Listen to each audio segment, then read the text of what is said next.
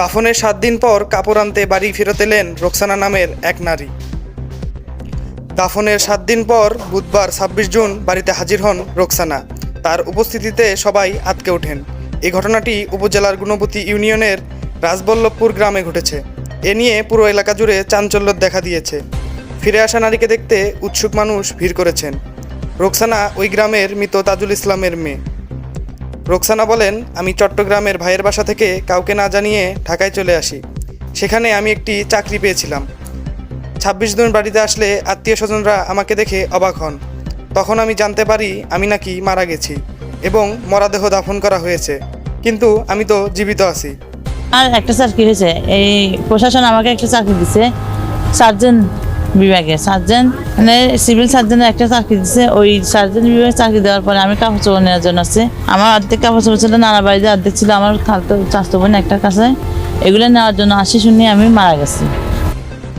রোকসানার ভাই এবায়দুল হক বলেন, রোকসানা জানিয়েছে সে নাকি ঢাকায় ছিল। সে মাঝে মাঝে মানসিকভাবে অসুস্থ হয়ে পড়ে।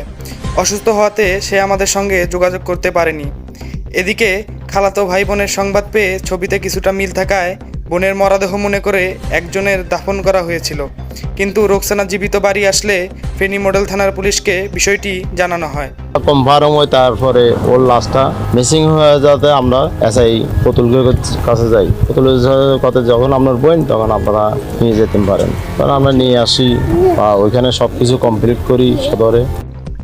17 জুন ঈদের দিন ফেনী শহরের জিয়া মহিলা কলেজের সামনে ড্রেন থেকে এক নারীর মরদেহ উদ্ধার করে পুলিশ। পরে সুরতহাল শেষে ময়নাতদন্তের জন্য মরদেহ হাসপাতালে পাঠানো হয়। এর আগে মে মাসের শেষ দিকে রোকসানা আক্তার নামে এক নারী কুমিল্লার 14 গ্রামে নিজ বাড়ি থেকে ছোট ভাই সালেউদ্দিনের বাসায় বেড়াতে যান চট্টগ্রামে। পরে 1 জুন ভোরে কাউকে না জানিয়ে ভাইয়ের বাসা থেকে তিনি বের হয়ে যান। এরপর দীর্ঘদিন খোঁজাখুঁজি করেও তার সন্ধান পাওয়া যায়নি।